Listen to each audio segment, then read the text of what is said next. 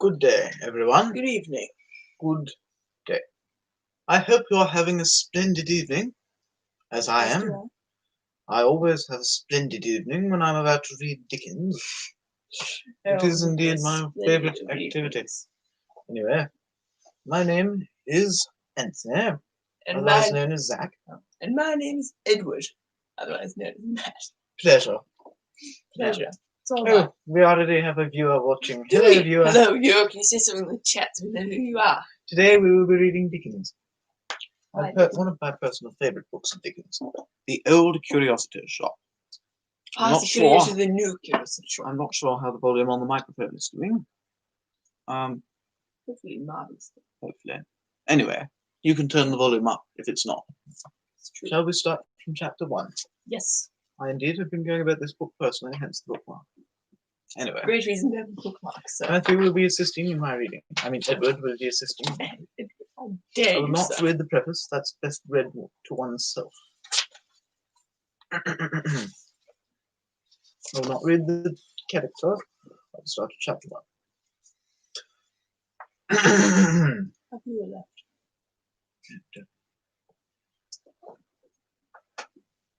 Illustrate. Although I am an old man, night is generally my time for walking. In the summer, I often leave home early in the morning, and roam about the fields and lanes all day, or even escape for days or weeks together. But saving in the country, I seldom go out until after dark, though, heaven be thanked, I love its light, and feel the cheerfulness it sheds upon the earth as much as any creature living. I have fallen insensibly into this habit, both because it favours my infirmity, and because it affords me greater opportunity of speculating on the characters and occupations of those who fill the streets. The glare and hurry of broad noon are not adapted to idle pursuits like mine.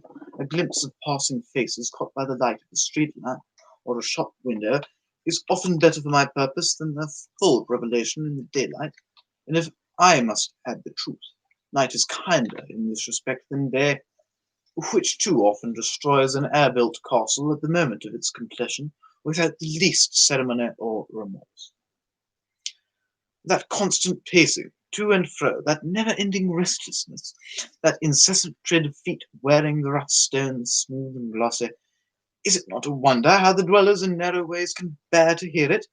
Think of a sick man in such a place as St. Martin's Court, listening to the footsteps, and in the midst of pain and weariness, obliged, despite himself, as though it were a task he must perform, to detect the child's step from the man's, the slipshod beggar from the booted exquisite, the lounging from the busy, the dull heel of the sauntering outcast from the quick tread of an expectant pleasure-seeker. Think of the hum and noise being always present to his senses, and of the stream of life that will not stop, pouring on through all his restless dreams, as if he were condemned to lie, dead but conscious, in a noisy churchyard, and had no hope of rest for centuries to come. Then, the crowds forever passing and repassing on the bridges, on those which are free of toll at least, where many stop on fine evenings, looking listlessly down upon the water, with some vague idea that by and by it runs between green banks which grow wider and wider, until at last it joins the broad vast sea, where some halt to rest from heavy loads, and think, as they look over the parapet, that to smoke and lounge away one's life, and lie sleeping in the sun upon a hot tarpaulin in a dull, slow luggage barge, must be a happiness unalloyed, and where some, in a very different class, pause with heavier loads than they, remembering to have heard or read in some old time that drowning was not a hard death, but of all means of suicide the easiest and best.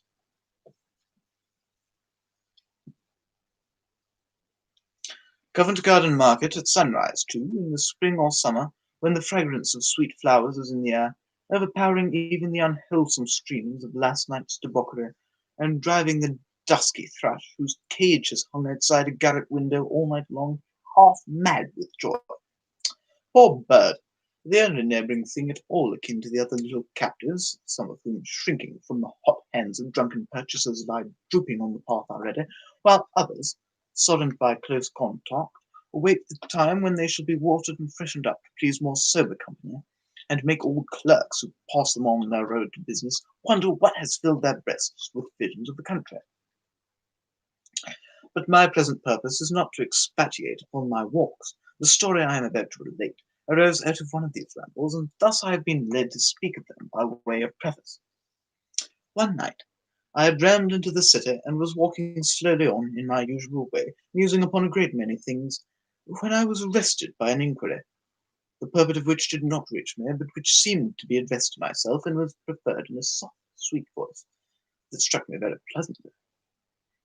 I turned hastily around and found at my elbow a pretty little girl, who begged to be directed to a certain street at a considerable distance, and indeed in quite another quarter of the town. "It is a very long way from here," said I, "my child." "I know that, sir," she replied timidly.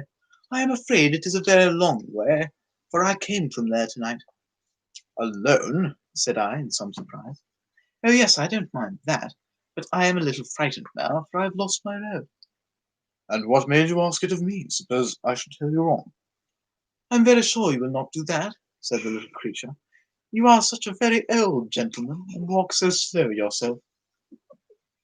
I cannot describe how much I was impressed by this appeal, and the energy with which it was made, which brought a tear into the child's clear eye, and made her slight figure tremble as she looked up into my face. "Come," said I, "I'll take you there."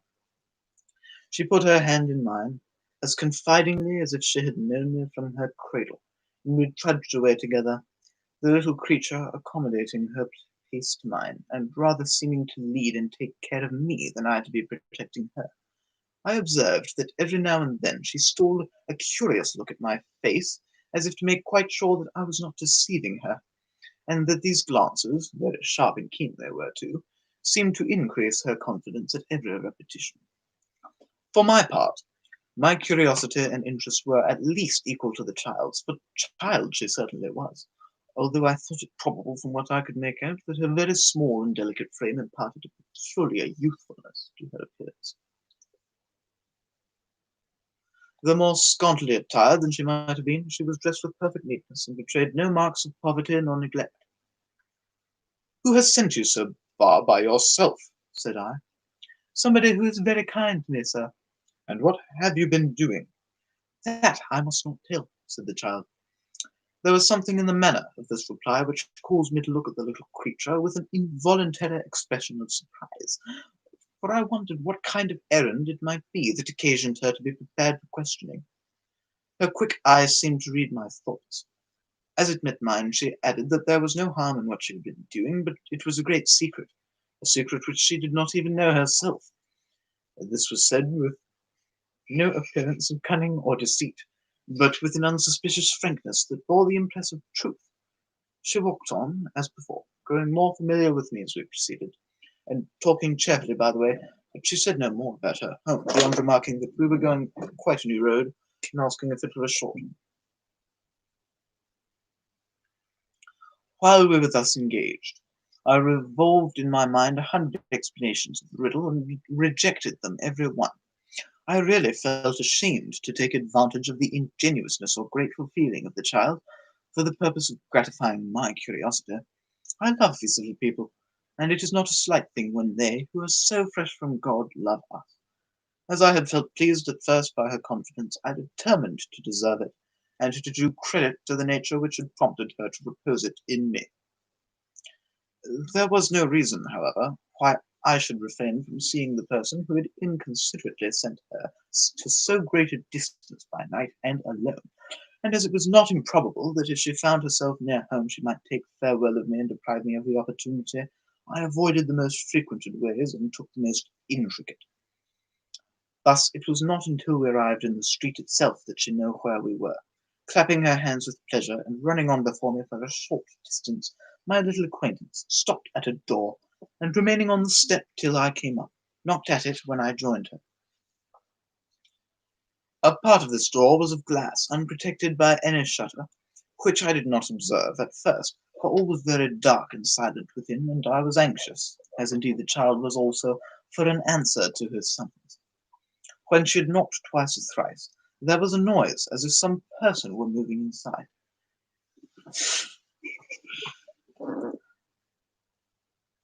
And at length a faint light appeared through the glass, which, as it approached very slowly, and the bearer having to make his way through a great many scattered articles, enabled me to see both what kind of person it was who advanced and what kind of place it was through which he came. He was a little old man with long grey hair, whose face and figure, as he held the light above his head and looked before him as he approached, I could plainly see.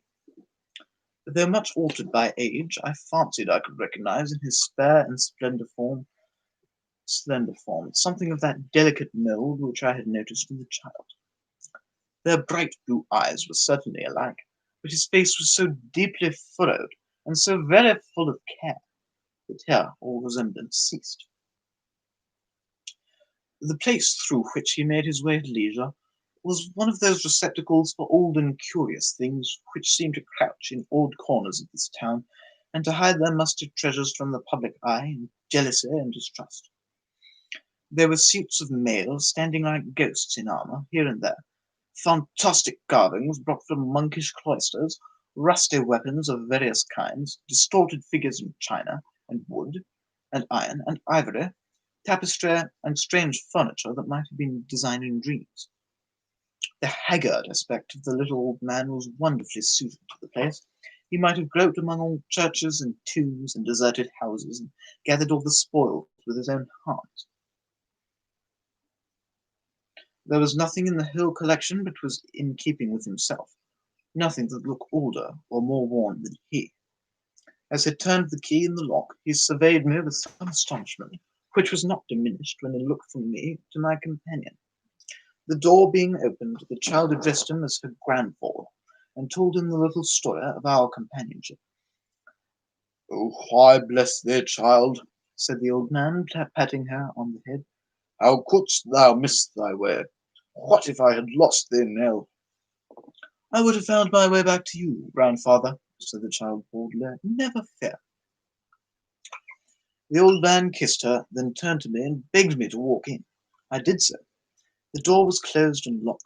Preceding me with the light, he led me through the place I had already seen from without, into a small sitting room behind, in which was another door opening into a kind of closet, where I saw a little bed that a fairy might have slept in. It looked so very small, and was so prettily arranged. The child took a candle and tripped into this little room, leaving the old man and me together. "You must be tired, sir," said he, as he placed a chair near the fire. "How can I thank you?" "By taking more care of your grandchild another time, my good friend," I replied. "More care?" said the old man in a shrill voice. "More care of Nelly? Why, who ever loved a child as I love Nell?" He said this with such evident surprise that I was perplexed what answer to make, the more so because, coupled with something feeble and wandering in his manner, there were in his face marks of deep and anxious thought, which convinced me that he could not be, as I had been at first inclined to suppose, in a state of dotage or imbecility. "I don't think you consider," I began. "I don't consider!" cried the old man, interrupting me. "I don't consider her! Ah, how little you know of the truth, little Nelly, little Nelly! It would be impossible for any man, I care not what his form of speech might be, to express more affection than the dealer in curiosities did in those 4 words." I waited for him to speak again, but he rested his chin upon his hand, and shaking his head twice or thrice, fixed his eyes upon the fire. While we were sitting thus, in silence, the door of the closet opened, and the child returned, her light brown hair hanging loose about her neck, and her face flushed with the haste she had made to rejoin us. She busied herself immediately in preparing supper. While she was thus engaged, I remarked that the old man took an opportunity of observing me more closely than he had done yet. I was surprised to see that all this time everything was done by the child, and that there appeared to be no other persons but ourselves in the house. I took advantage of a moment when she was absent to venture a hint on this point, to which the old man replied that there were few grown persons as trustworthy or as careful as she.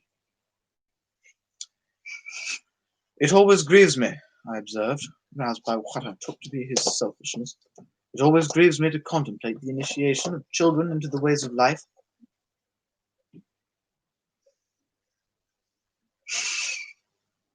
When they are scarcely more than infants. It checks their confidence and simplicity, two of the best qualities that heaven gives them, and demands that they share our sorrows before they are capable of entering into our enjoyments. It will never check hers, said the old man, looking steadily at me. The springs are too deep. Besides, the children of the poor know but few pleasures. Even the cheap delights of childhood must be bought and paid for. But forgive me for saying this.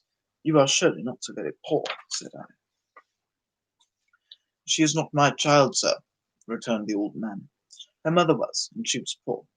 I have nothing, not a penny, though I live as you see, but he laid his hand upon my arm and leaned forward to whisper, she shall be rich one of these days, and a fine lady.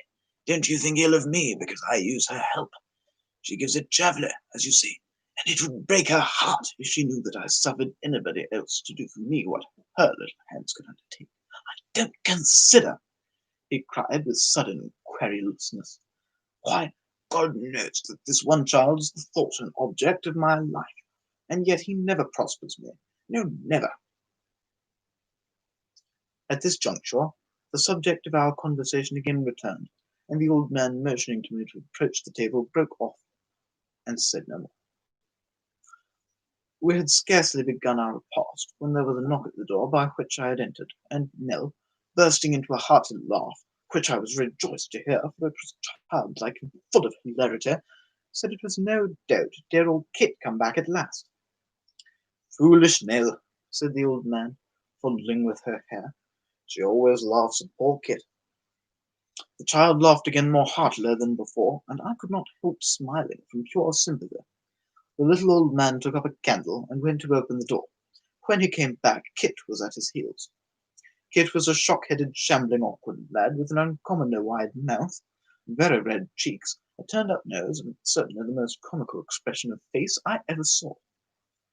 He stopped short at the door on seeing a stranger, twirled in his hand a perfectly round old hat without any vestige of a brim, and resting himself now on one leg and now on the other, and changing them constantly, stood in the doorway, looking into the parlour with the most extraordinary leer I ever beheld. I entertained a grateful feeling towards the boy from that minute, for I felt that he was the comedy of the child's life. A long way, wasn't it, Kit? Said the little old man.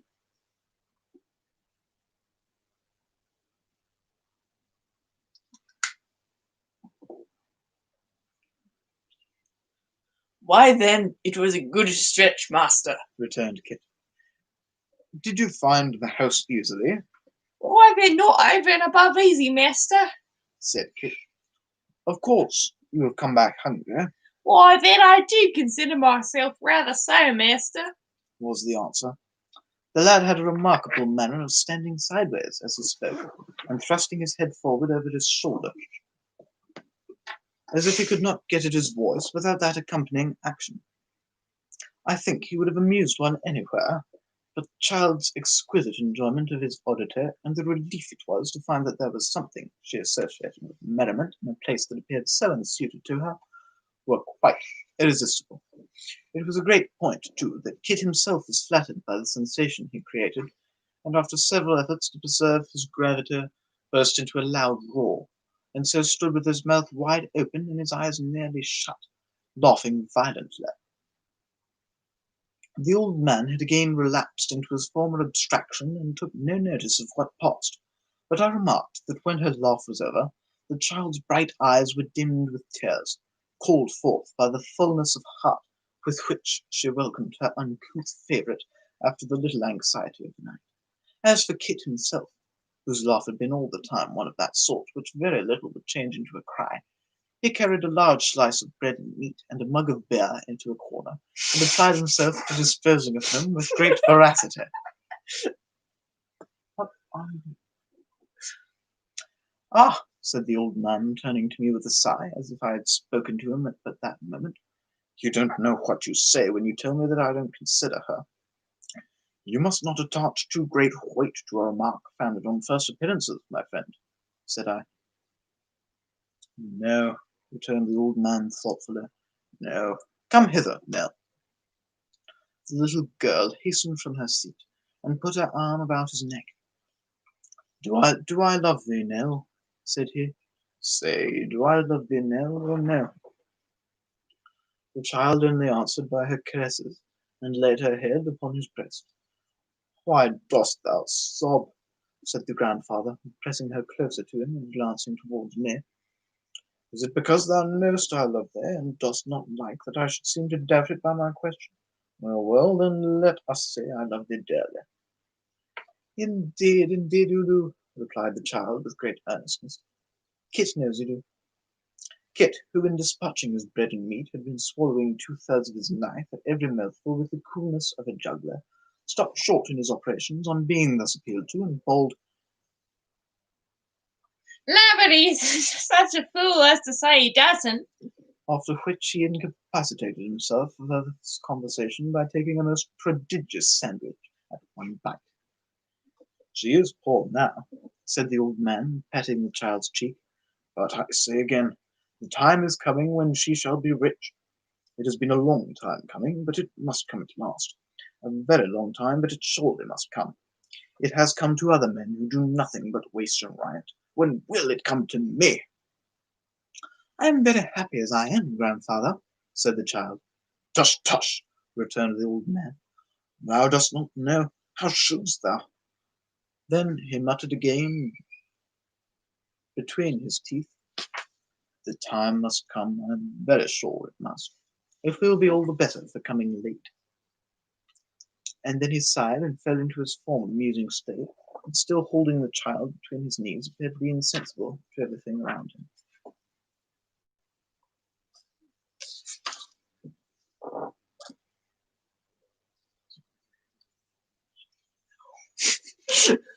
All right, that wraps it up for tonight. We got one viewer. We got partway through the first chapter of the Old Curiosity Shop. We had one viewer. One viewer. Thank you for your loyalty. Yes, thank you very much. I sincerely hope you'll join us for the rest of the chapter, and indeed the rest of the book. Oh yes. Thank you, dear sirs. Have And yourselves everything Merry Christmas. matters. And a happy new year. And a happy new year and a good night. Yes. That wraps it up for us. We've released nearly 50 minutes of content tonight. Thank you, sirs. Good night. Good night. You should have a chat message so we know who to thank. I don't know what musical. What Look, did you just say? Very emotional. Emotion. May your Dickens be read. And may your dates be merry and bright. May your Dickens be read and your cardinals red. And may all your Christmases Garden shed be white. be kept with dread in mind. Just don't keep your garden shed in your bed. That would be Goodbye. a terrible place.